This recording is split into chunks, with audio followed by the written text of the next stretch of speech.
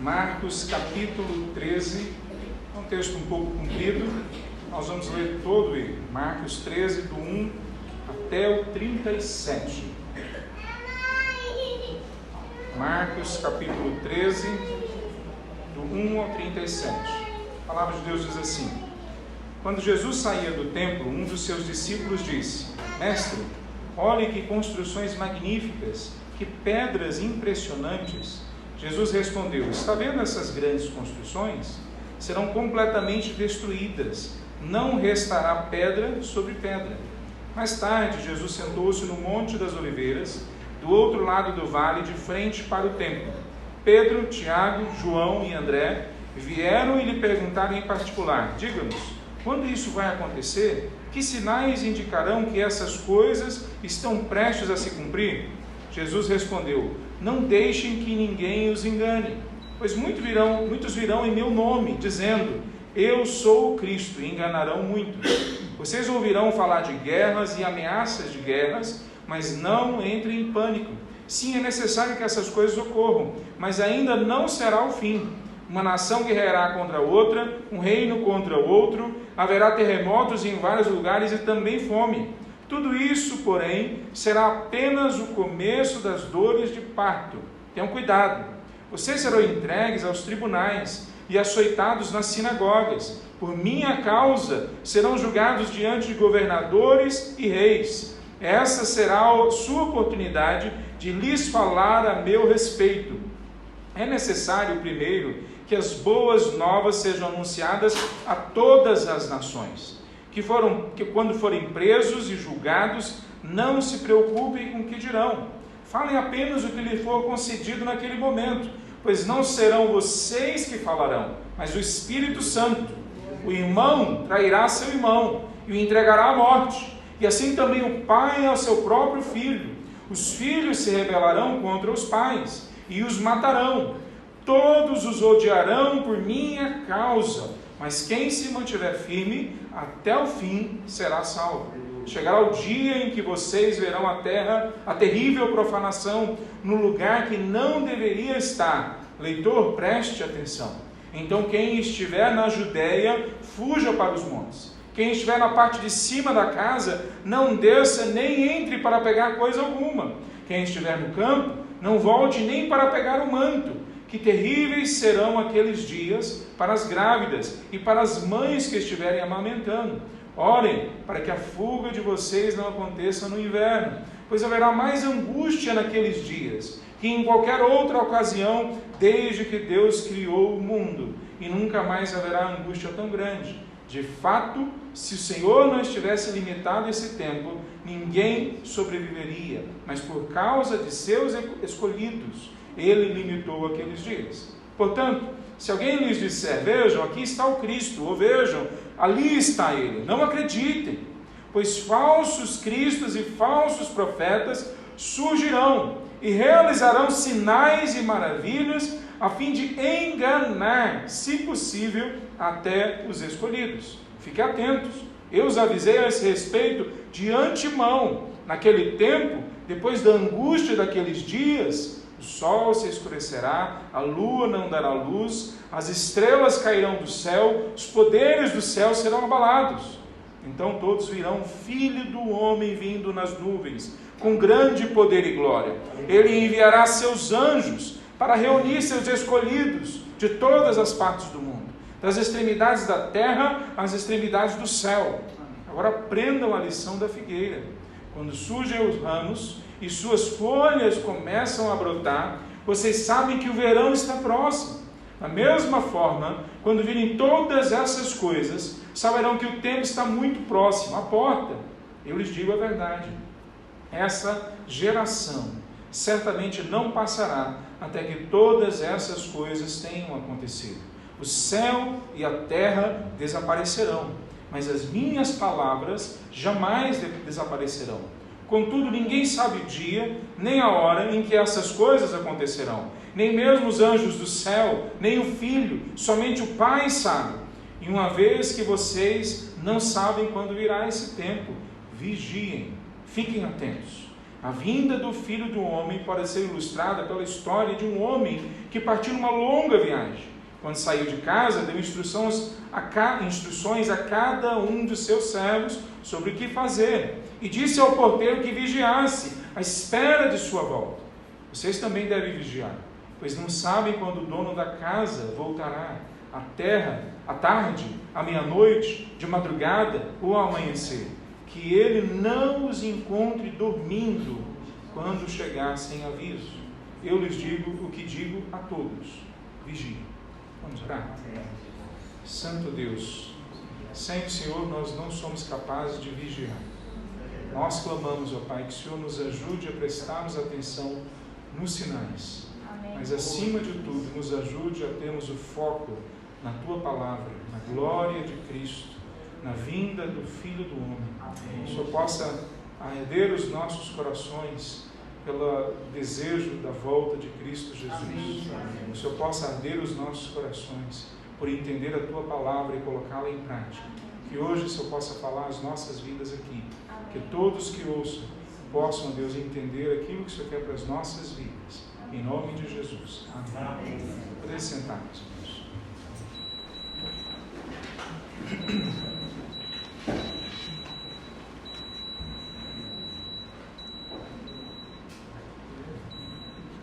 Os discípulos, desde que entram em Jerusalém, no capítulo 11, eles ficam impressionados. Não talvez porque seja a primeira vez que eles veem aquelas obras, mas talvez tenham um sentimento diferente agora. Eles estão vendo Jerusalém, estão vindo do norte, a maior parte deles era da Galileia, no norte de Israel, e estão caminhando com Cristo quase 3 anos, por várias regiões, inclusive em outras nações, inimigas de Israel, mas com a certeza de que eles estão andando do lado do Messias. O Messias, para eles, a gente sabe disso, não era um líder religioso. O Messias, para eles, era o grande Salvador esperado na história, que ia transformar a política, a religião, a vida. Ele ia trazer de novo paz e a justiça de Deus para a face da terra. Então, agora que eles entram em Jerusalém, existe um outro olhar. Agora eles estão olhando, provavelmente, pensando: tudo isso aqui agora tem um outro dono, tem um outro Senhor. E a gente vai fazer parte agora, não da ralé da sociedade, mas nós vamos agora fazer parte do centro das decisões. Então eles olham para tudo aquilo e falam: olha, Senhor, que construções maravilhosas, agora é nossa essa construção. Não é que Jesus é um estraga-prazer, mas Jesus faz exatamente esse processo. Estraga esse prazer pequeno e limitado que eles têm nesse momento e fala: está vendo tudo isso aí? Vai ser tudo destruído. Tudo isso aí vai acabar. Não vai ficar pedra sobre pedra. O tom de Jesus não é um tom de que as coisas vão mudar levemente. O tom de Jesus é: vai acabar tudo isso aí. Essa realidade vai desmoronar. Tudo vai ser sacudido. Os discípulos, no primeiro momento, têm uma impressão que Cristo está falando de um evento imediato e não natural. Quer dizer, a gente sabe que as coisas tendem a cair. Só a gente ir na sala ali no fim do corredor, onde a gente estaria reunido, que a gente vai ver que tem algumas coisas que estão caindo. Nós sabemos que as nossas construções são temporárias. A gente sabe que o nosso corpo dura pouco, 70, 80 anos, 90, e o nosso corpo já era, ele se decompõe. Mas os discípulos entendem que Cristo não está falando de um evento natural, que as coisas vão acabar porque naturalmente isso acaba. Ele está falando de um outro tipo de evento. Um evento que vai acontecer talvez imediatamente em algum momento da história, ainda no tempo de vida deles, mas que vai acabar com a história como eles conhecem. À medida que eles vão ouvindo Cristo falar e explicar sobre esse evento, eles vão percebendo que Jesus não está simplesmente também falando só de um evento que vai acontecer talvez daqui a algumas semanas, alguns meses, alguns anos, mas ele está falando daquele grande evento da história, onde todo o céu e a terra vai ser abalado. Ele não está falando só de Israel, ele está falando de toda a criação.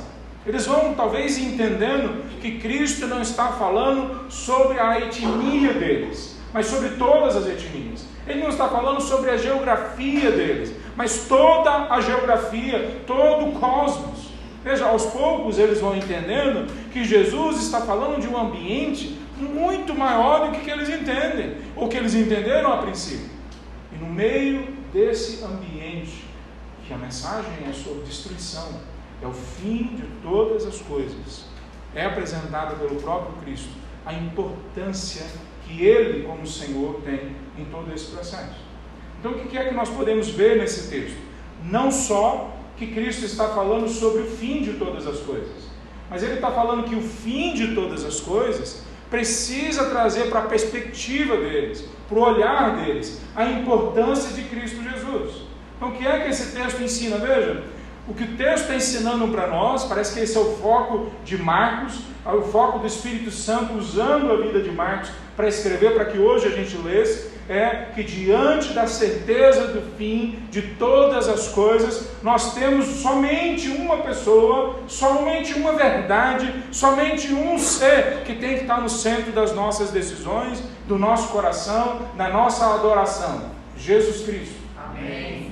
É sobre isso que a gente vai conversar, baseado nesse texto de Marcos capítulo 13. Primeira verdade, então, que nós vemos, que diante do fim de todas as coisas, só a pessoa de Cristo tem importância. Primeiro ponto que eu queria trazer para os irmãos, que Jesus está falando para eles: não se apegue à realidade como se ela fosse o fim último da sua vida. Não se apegue à realidade que você conhece, as coisas que você tem valor, que você valoriza. Não se apegue a essas coisas como se elas fossem o fim último da sua existência, o grande objetivo da sua vida. Veja, todos os discípulos têm anseios, todos os discípulos vêm até Cristo Jesus com desejos, com aspirações. A gente vê isso lá no começo do livro de Marcos. Alguns deles talvez quisessem ser líderes religiosos, alguns líderes políticos. Talvez alguns deles estavam se preocupando só com o dinheiro. A gente sabe que Judas era ladrão, que ele roubava o dinheiro da caixa dos discípulos, a caixa deles, roubava para ele. Então a gente sabe que todos eles tinham aspirações, mesmo que essas aspirações fossem biblicamente encontradas, mesmo que essas aspirações fossem dentro da história de Israel, germinadas, apareceram de lá. Então pareciam que estavam tudo certo. Mas em Marcos capítulo 3, a partir dali, Jesus vai esclarecendo para eles que todos os sonhos deles seriam destruídos. E na caminhada do norte para o sul, a gente vai vendo os sonhos deles sendo destruídos. Há pouco, um escritor chamado Bibo, ele também tem um podcast, desculpa pelo nome, mas esse é o nome que ele se apresenta, escreveu um livro com um nome interessantíssimo: O Deus que Destrói Sonhos. Esse é o Deus da palavra, da palavra escrita que a Bíblia nos apresenta.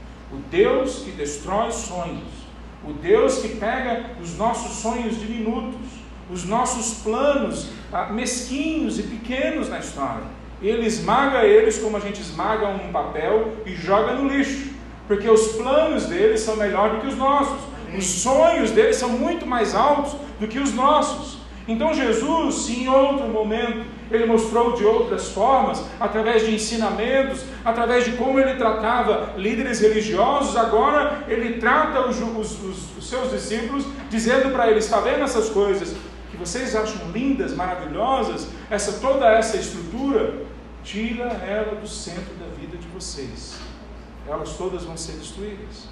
Veja, quando a gente olha o que Jesus está dizendo, é que a cidade de Israel vai ser, a cidade de Jerusalém vai ser destruída, o templo vai ser destruído. Isso acontece no ano de 70. Isso acontece de fato, o templo é destruído mais uma vez. Mas ele está dizendo mais do que isso à medida que ele está caminhando. Ele está falando: olha, no meio dessa situação de fim, e aí vai além de só Israel, além de só de Jerusalém, ele fala no versículo 7 que vai haver guerras e ameaças de guerras, vai haver doenças, vai haver, aí mais para frente no 12, vai haver divisão nas famílias. Todos os sonhos da humanidade vão ser destruídos. E quando chega mais lá para frente, no versículo 24, ele diz: não só os sonhos que nós construímos, como família, sociedade, como pessoas, mas a própria criação, o próprio cosmos vai se deteriorar. Ele diz dessa forma, citando Isaías: o sol se escurecerá, a lua não dará luz, as estrelas cairão do céu. E ele, no meio de toda essa conversa, ele apresenta a pessoa dele como grande objetivo para a vida deles, para a vida dos discípulos. Então, quando a gente olha esse texto, ele vai construindo na mente dos discípulos a partir de uma realidade imediata, mas vai ampliando essa realidade. Se a gente olha na palavra de Deus, essa é uma das formas que normalmente no judaísmo ou na palavra de Deus, no Antigo Testamento, é apresentado profecias. As profecias normalmente têm um cumprimento imediato e um outro cumprimento um pouco mais na frente. Às vezes tem mais de 2 cumprimentos, inclusive. Ela se cumpre agora, se cumpre 400 anos depois e depois se cumpre no Apocalipse. Veja, essa é uma delas. Daniel havia falado sobre isso no capítulo 9, no capítulo 11 e depois no capítulo 12. Quando vier o terrível, a abominação terrível, ela se colocar lá no centro de Israel, de Jerusalém, quando isso acontecer, prestem atenção, o tempo está chegando ao fim. Isso aconteceu, segundo alguns, em 637 depois de Cristo. Ela foi destruída, o templo foi destruído em 70, mas depois eles tentaram fazer algumas coisas, não conseguiram reconstruir o templo, mas Israel ficou ali na mão de poderes diferentes, o Roma primeiro, depois outros, mas em 637 os muçulmanos invadem Jerusalém e constroem uma mesquita no local onde era o templo de Israel. Em 690 eles reformam aquela mesquita e ampliam algumas construções, é o que nós temos até hoje. E é dito em Daniel capítulo 12 que 1235 anos depois, a linguagem que ele usa lá são dias, 1235 dias, viria o fim então depois da desolação. Aí ele completa no versículo seguinte, que 1350 não vai passar. Alguns dizem que é 1350 a partir de 690. Nós não sabemos, mas se for, está muito próximo. Faça a conta depois. 690 somando 1235 ou 1350. É mais ou menos na época que nós estamos vivendo agora. Será que a profecia está prestes a cumprir? Nós não temos certeza. O próprio texto diz que ninguém sabe o dia, ninguém sabe a hora. Mas o mesmo texto diz que o mesmo texto que diz ninguém sabe o dia e ninguém sabe a hora, fala que nós temos que aprender a ler os sinais. Nós temos que aprender a prestar atenção. Nós temos que aprender a olhar para a palavra, olhar para a história e ver que o fim está se aproximando. O que acontece quando a morte chega na nossa casa? O que acontece quando se perde tudo que se tem, os bens, quando uma dívida arranca as nossas posses e leva tudo? O que acontece quando a doença incurável se instala na nossa vida? A gente começa a olhar a vida com uma outra perspectiva. Nem sempre é a melhor perspectiva. Há uma chance para nós, quando a morte entra dentro da nossa casa. A chance é que nesse momento a gente pode parar e dar valor naquelas coisas que realmente importam. A chance que nós temos é que quando a destruição chega, a gente pode parar e falar, aquilo que a gente tinha é importante, então vamos lutar por aquilo. Vamos lutar para que aquilo se torne verdadeiro uma vez mais na nossa casa, na nossa família, na nossa igreja, no nosso país. A gente está vendo agora uma guerra se aproximando. Rússia e Estados Unidos, ou Rússia e o Ocidente, ou Rússia, China e o resto do mundo. A gente não sabe como vai se configurar tudo, mas provavelmente vai acontecer, talvez não uma terceira guerra, mas um grande rebuliço, uma grande dificuldade, talvez guerras surgindo aqui e ali. Nós estamos à beira de um momento na história semelhante ao que nós passamos décadas atrás. E quando isso acontece, muitos, talvez não seja o caso de outros, mas muitos olham e falam, agora eu vou valorizar as coisas certas, vou valorizar a minha família, a minha saúde, vou valorizar as coisas que têm durabilidade, as coisas que são eternas. Infelizmente não são todos que fazem isso. Muitas vezes no momento de dor, de tristeza, as pessoas escolhem valorizar a mágoa, o rancor, resolvem alimentar a vingança, ou se aproveitar do momento da dor para arrancar do outro, porque se eu estou sofrendo, então eu tenho direito, eu tenho a abertura para fazer o outro sofrer também. Se eu estou sofrendo, eu vou fazer o outro sofrer. Veja, o que Jesus está dizendo para eles quando se aproximar o fim, a destruição de todas as coisas, prestem atenção. O que vocês têm que guardar são aquelas coisas que são eternas. Guardem essas coisas. Então, quando se aproxima o fim da realidade, nós precisamos entender que a realidade não pode ser o nosso fim. A realidade como é apresentada diante de nós. A primeira coisa que Jesus está dizendo: não olhe para essas riquezas, não olhe para isso. Olhem para coisas que podem permanecer.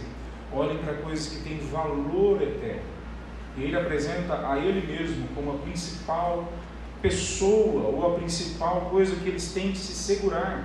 Veja, aí nós chegamos no segundo ponto. Ser escolhido, ou ser um dos eleitos, é uma realidade vinculada com estar junto ao verdadeiro Cristo.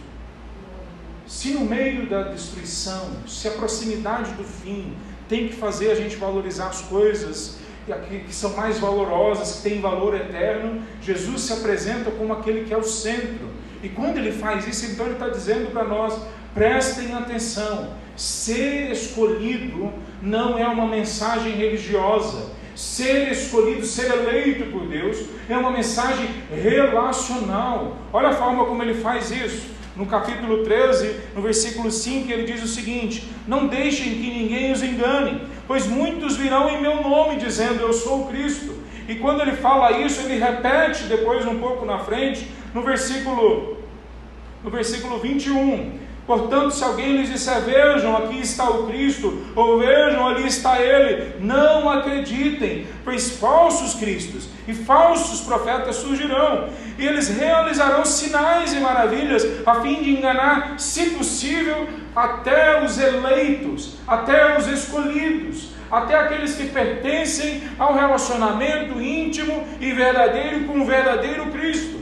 Então o que ele está dizendo para nós? Prestem atenção, no meio de sofrimento, no meio da realidade da dor, no meio da proximidade, da expectativa que o fim está se aproximando, nem sempre as pessoas vão se dirigir para o verdadeiro Salvador. Muitas vezes esse é o verdadeiro ambiente que as pessoas buscam outros salvadores. Elas alimentam outras expectativas, e nesse momento Satanás, os nossos inimigos, se levantam, se apresentando como representantes de Cristo. E ele apresenta, veja, como ele está usando ainda o contexto judaico, ele usa algo que é bastante conhecido na literatura. Ele abre uma janela, o livro de Salmos faz isso o tempo todo. Ele fala aqui dos falsos mestres, e depois no versículo 21 ele fala de novo dos falsos mestres. Então ele abre uma janela. O que ele está dizendo? O que está acontecendo nesse meio, guerras, rumores de guerras, calamidades, toda essa situação de sofrimento, de dor, vai trazer as pessoas junto dessa situação a realidade dos falsos mestres, dos falsos profetas. E eles não são só falsos, porque eles fingem que são, mas não são. Eles são falsos também, porque eles imitam inclusive ações sobrenaturais que o Senhor Jesus fez. Eles fazem milagres e eles fazem sinais e maravilhas. Veja, muitas vezes nós nos enganamos ao pensar que porque algo sobrenatural aconteceu na nossa vida, então veio de Deus. Veja, não necessariamente. Satanás também faz coisas sobrenaturais. Ele também faz curas, talvez não aquela cura perfeita que traz realmente alegria ao coração, mas ele cura, ele entra e faz sinais, ele faz milagres no nosso meio. Então não são só mentirosos, porque a mensagem deles destoa do Evangelho. Eles são mentirosos também, porque eles enganam de fato, de todas as formas, a mente, a percepção, as emoções, a realidade, a vida das pessoas. Então o que é que Jesus está dizendo? Ser escolhido, ser parte dos eleitos, não é necessariamente estar ligado com algo que é chamado Evangelho, é chamado Jesus, ou que é chamado Messias. Não adianta ter essas coisas na minha vida se elas não se referem de fato ao Evangelho com letra maiúscula, se elas não referem de fato a Jesus Cristo de Nazaré, que viveu e é relatada a história dele na palavra dele. Não adianta eu seguir uma ideia de Cristo que me foi apresentada para uma igreja que prega prosperidade, quando Cristo está indo para a cruz. Não adianta eu seguir um conceito de evangelho numa igreja que prega um evangelho só simbólico. Cristo não ressuscitou de verdade, Ele ressuscitou só nos nossos corações. Por que não adianta essas coisas? Porque quaisquer Cristos que possam aparecer em conceitos e em espiritualidades, ou mesmo em pessoas na nossa frente, quaisquer representações de Cristo que apresenta diante da nossa realidade, se elas não estão baseadas na palavra de Deus, são falsos cristos, falsos profetas, falsos mestres, e vão enganar aqueles que não pertencem ainda ao Senhor Jesus. Há tantos entre nós, no meio da igreja, que acham que já se entregaram a Cristo. Talvez, como nós lemos no capítulo 12, ao falar daquele mestre da lei que se aproxima de Jesus e fala para Jesus qual é o maior mandamento, e Jesus fala: você não está longe do reino de Deus. Talvez muitos que estão dentro da igreja evangélica podem ser descritos dessa forma. Eles não estão longe do reino de Deus. Eles não estão longe da verdade do reino de Deus.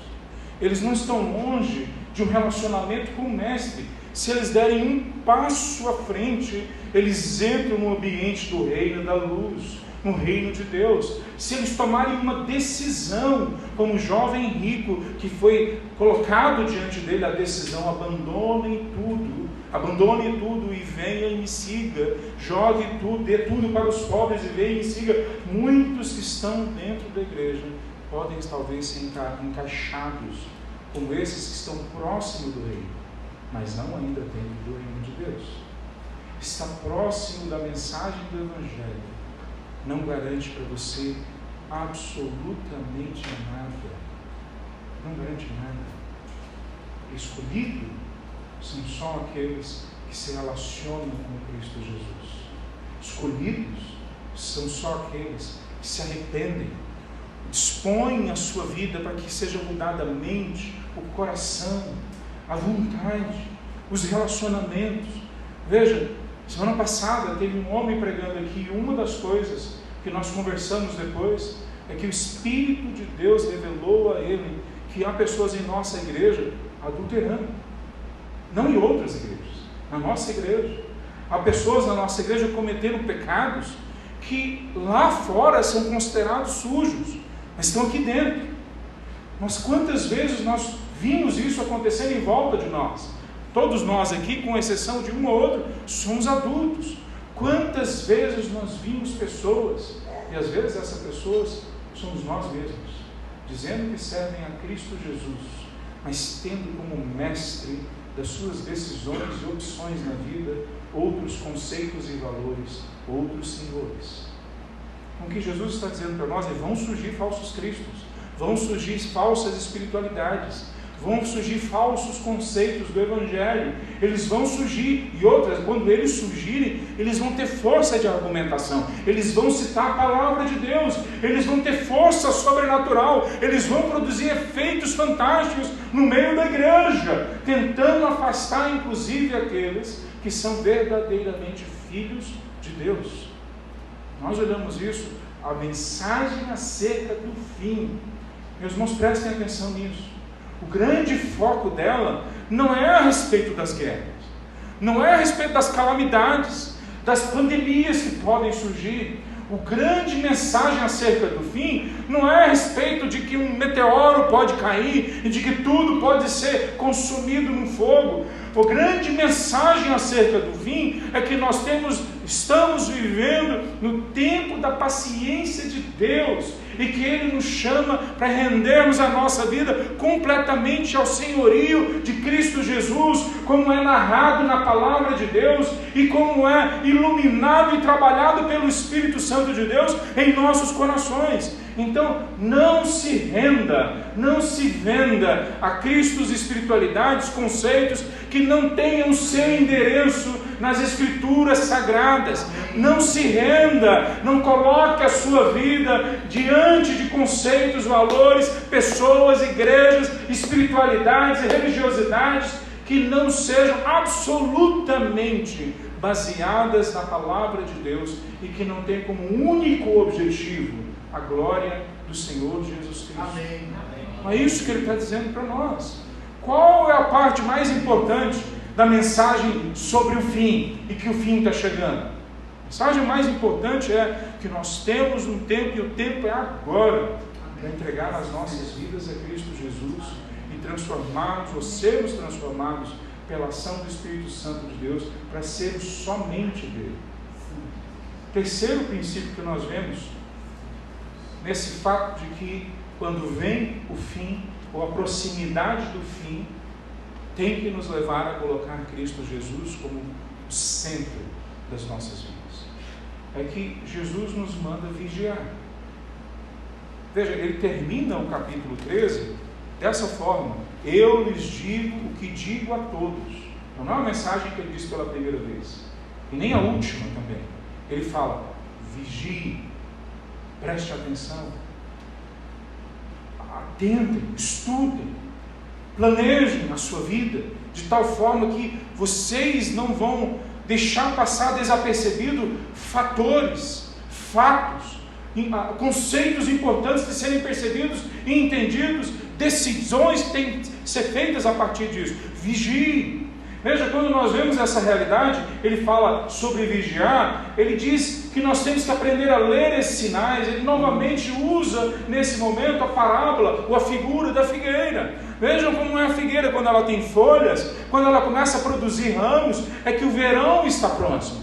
Há a possibilidade, então, Cristo está dizendo, que ao estudar os fatos históricos, ao estudar o que está acontecendo em volta da gente, a gente possa ir interpretando o que está acontecendo. Nós não somos jogados ao léu, né? Desculpa o trocadilho aí, né?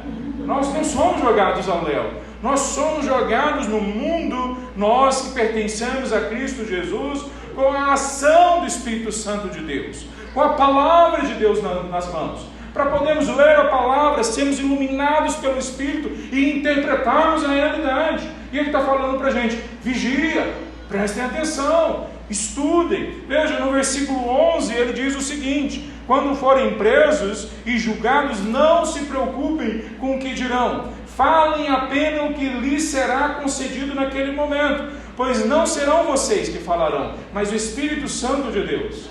Muitos usam esse versículo, ou textos como esse, para dizer que a palavra fala para a gente não preparar o sermão, não preparar o estudo, não estudar, porque o Espírito vai revelar para a gente na hora que a gente precisar. Não é isso que o texto está dizendo para nós.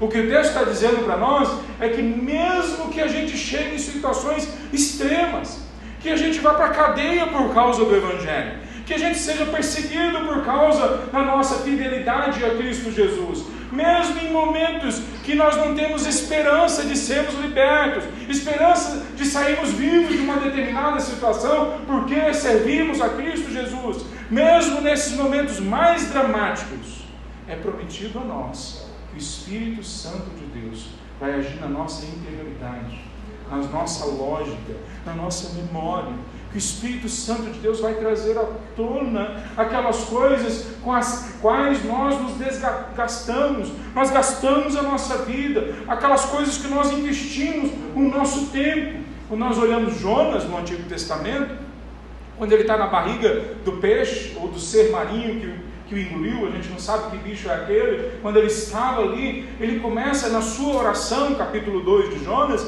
citar vários textos da palavra de Deus, obviamente de cor, porque ele estava na barriga do peixe, não tinha luz, não tinha condições de estar ali. Não é igual o desenho do Pinóquio, que o Pinóquio encontra o tio dele, o avô dele, dentro da barriga da baleia, e ali eles têm uma lamparina, e eles conseguem ler. Não é isso. Jonas está sendo comido, digerido pelo peixe. morto e morrendo ao mesmo tempo. Naquele momento, ele consegue se lembrar de tudo que ele alimentou a alma dele. Ele consegue se lembrar dos versículos mais importantes. Ele consegue se lembrar dos salmos que podem refletir melhor a angústia, a tristeza, a solidão que ele está ali naquele momento. As trevas que ele está vivendo, alguém já viveu lá atrás. O jeito de lidar com essas trevas, alguém já lidou lá atrás. Ele leu, ele entendeu e agora ele coloca para fora isso. O que Jesus está dizendo é: aqueles que se aprofundam numa relação comigo, aqueles que têm a palavra de Deus como centro de suas vidas, aqueles que se deixam levar pelo Espírito Santo de Deus, mesmo nos momentos mais dramáticos que possam surgir na vida, eles ainda assim vão ser iluminados pelo Espírito e falar aquilo que vem do Espírito Santo de Deus. Meus irmãos, quantas vezes eu olho as pessoas no culto a Deus, talvez numa expectativa que aconteça alguma coisa diferente para ela, para abençoar ela, para ela levar alguma coisa daqui do culto, sendo que o culto a Deus, esse que nós prestamos, é culto a Deus, não a nós. E aí eu vejo pessoas assim que não cantam, que não colocam as letras que nós colocamos aqui agora, com músicas e melodias e harmonia, instrumento e pessoas preparadas, não colocam essas letras nas suas bocas. Meus irmãos, quando nós escolhemos músicas para cantar, e é bom que seja assim em todas as igrejas e na nossa também, nós escolhemos músicas que falam um texto da palavra de Deus, talvez façam uma paráfrase da palavra de Deus, que talvez tragam significados explicados de um pouquinho diferente de como está o versículo, mas com o mesmo significado, trazendo para nós a possibilidade da gente, todo mundo, nós cantarmos e reafirmarmos agora com a nossa lógica que a palavra de Deus e o senhorio de Cristo é que manda em nossas vidas, mas também alinhando as nossas emoções, porque ao cantarmos é tocado dentro de nós algumas áreas que simplesmente a pregação, a leitura não toca. Então o que nós fazemos? Nós cantamos a palavra de Deus, para que quando nós orarmos, a gente também ore a palavra de Deus, para que quando a gente ouça a palavra de Deus, a gente entenda também que é a palavra de Deus e se dobre diante da palavra de Deus, para que quando a gente faça isso em grupo, uns aos outros, cada um usando os seus dons, a gente olha um para o rosto do outro e fala: a palavra de Deus também vem através do meu irmão, os dons que ele tem, do testemunho que ele tem. Então o que Jesus está falando para nós é: usem tudo que é colocado à disposição da igreja, todos os dons, todos os exercícios espirituais, usem o ajuntamento da igreja, que exige presença, porque onde 2 ou 3 estão reunidos, a igreja do Senhor Jesus, ali o Espírito Santo de Deus está. Mas o Espírito Santo de Deus não promete estar na vida andando com pessoas que decidem ser lobos solitários. Não existe essa promessa em local nenhum da palavra de Deus. A palavra de Deus nos promete que se nós valorizarmos as coisas que Ele valoriza, mesmo nos momentos mais duros das nossas vidas, Ele vai trazer à nossa mente o que temos que pensar, à nossa boca o que temos que falar. Veja, o conceito que é trazido acerca de vigiar aqui não é o vigia que fica no prédio, não é o policial que vai pela rua olhando o que está acontecendo na rua, não é esse mesmo conceito. Veja, olhem comigo como ele descreve esse conceito de vigiar. Creio que é no versículo 28. Não é o 28, na sequência um pouco. 34. A vinda do Filho do Homem pode ser ilustrada pela história de um homem que partiu numa longa viagem. Quando saiu de casa, deu instruções a cada um dos seus servos sobre o que fazer e disse ao porteiro que vigiasse à espera de sua volta. Vigiar, aqui nesse texto e na palavra de Deus como um todo, tem a ver com fazer as coisas que Cristo nos mandou fazer. Vigiar não é uma atitude só dos olhos, só dos ouvidos. Não é uma atitude que eu faço sozinho, na minha interioridade. Vigiar é uma obediência que eu uso as minhas mãos, os meus pés, a minha mente, a minha memória, os meus relacionamentos, os meus contatos, a minha influência, as oportunidades que vêm às minhas mãos. Eu uso tudo que está diante de mim para fazer desse tudo aquilo que Jesus me mandou fazer. O que é vigiar nesse texto?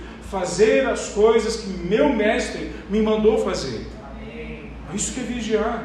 Então o que é vigiar diante da palavra de Deus? A gente poderia agora talvez gastar uma semana procurando textos para basear para nós o que é vigiar. Salmo capítulo 1, aquele que fica meditando na palavra de Deus dia e noite, decorando, lendo textos inteiros, entendendo as nuances dos verbos, dos substantivos, do contexto histórico, social por trás do texto. Aqueles que ficam meditando na palavra de Deus produz todo tipo de prosperidade. Sim, mesmo prosperidade financeira muitas vezes vem nas nossas vidas por causa do uso sábio dos valores do reino de Deus. Não é prometido a nós que sempre vamos ter prosperidade financeira. Se fosse, seria uma incoerência, porque a maior parte dos meus irmãos em Cristo Jesus vivem em países pobres, vivem em contextos de perseguição, como os nossos irmãos na China, na Índia, em boa parte da África. Então seria uma incoerência com a história.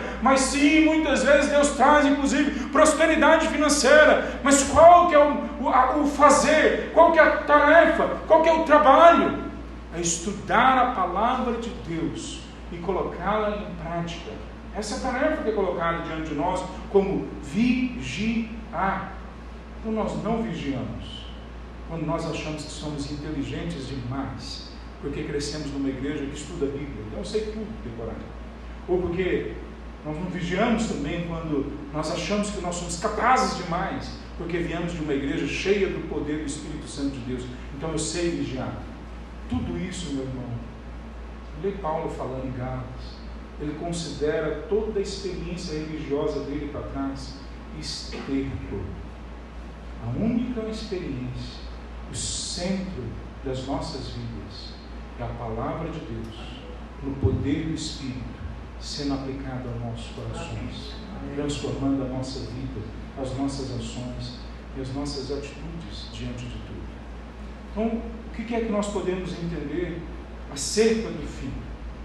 É que quando o fim se aproxima, quando ele é colocado em evidência, mais do que nunca nós temos que trazer a importância de Cristo Jesus.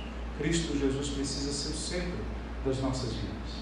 Cristo ele constrói de tal forma esse texto que ele fala assim de coisas curiosas acerca do fim.